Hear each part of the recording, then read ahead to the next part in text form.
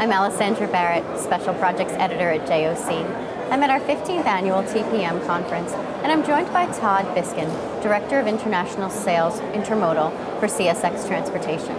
Thanks for speaking with me today, Todd. Well, thank you for having me. I appreciate the opportunity. Brutal weather and tightening capacity have resulted in service challenges for intermodal. What steps has CSX taken to combat that?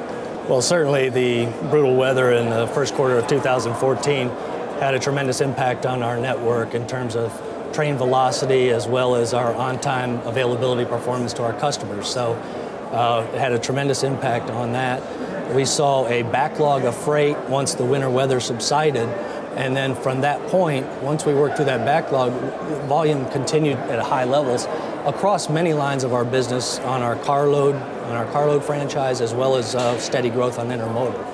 So what we've done to combat that in 2015 and beyond, in terms of infrastructure, we've increased our capital spending from $2.4 billion last year to $2.5 billion this year. We've done that, of course, part of that is what we call maintenance capital. So it's just to keep maintaining the railroad, which is rail, ties, ballast, all those main things. But there's also a strategic piece of that. And so for the strategic piece, to just give you a few examples, our Northwest Ohio facility, which is our state-of-the-art hub in North Baltimore, we're in the process, just about completed a $43 million expansion of that facility, where we've added 2 more wide-span cranes, which will now total 7.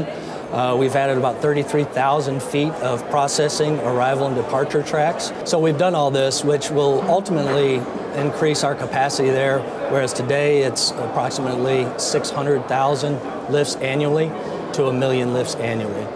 Another piece is double stack clearing our Trenton line, which is from Kearney to Philadelphia, which will enable us to better serve more efficiently the Philadelphia market and increase capacity there. We have our river line, which we're adding 8 miles of double track. That's kind of a very congested line up in our northern tier. So we're in the process of working on that this year. And then lastly, we've entered about a $250 million project with the Virginia Avenue Tunnel. It's part of the phase 2 of our National Gateway project. This tunnel is a 110-year-old tunnel. It's over 4,000 feet long. It sits in the heart of Washington, D.C., very close to the Capitol. And what that is today, it very much restricts our ability to grow and increase capacity to serve the Mid-Atlantic ports, so from the Mid-Atlantic to the Midwest, Chicago and Northwest Ohio facility. So that project that we're embarking on, and we're getting ready to put a shovel in the ground here in the very near future, when it's all said and done, not only will we take that single tunnel, the single track, single stack, we'll take it to a double track, double stack. So it will significantly increase our capacity to serve those Mid-Atlantic markets.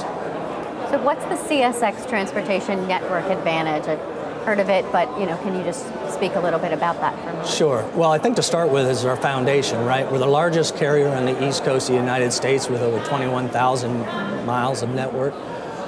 So we have 31,000 employees. We serve 23 states. So we have a significant presence in the East Coast.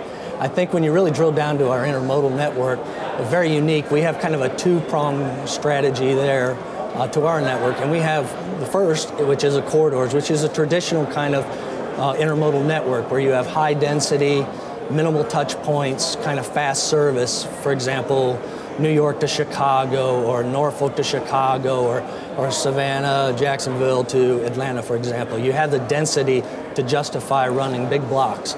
And then the second thing that's very unique to CSX is we have this hub and spoke strategy, which we use our Northwest Ohio to facilitate. And what we do there is we are able to serve these small to mid-tier markets that traditionally just don't have enough density to justify intermodal service. So we'll take these small quantities from many locations within our network, consolidate it in Northwest Ohio, create the big blocks that we need to run, and we'll run those into a small or mid-tier market like a Louisville, for example. And then lastly, if you look at it, we really need 2 things of our intermodal strategy. One is flexibility. So we've got to build a network that is capable of handling our customers' freight regardless of what port of call they choose, right? And then the second thing we need to do is to serve those customers with a high level of reliability. So if we can pull both of those, do both of those things right there, we truly believe we've got the formula for long-term sustainable growth.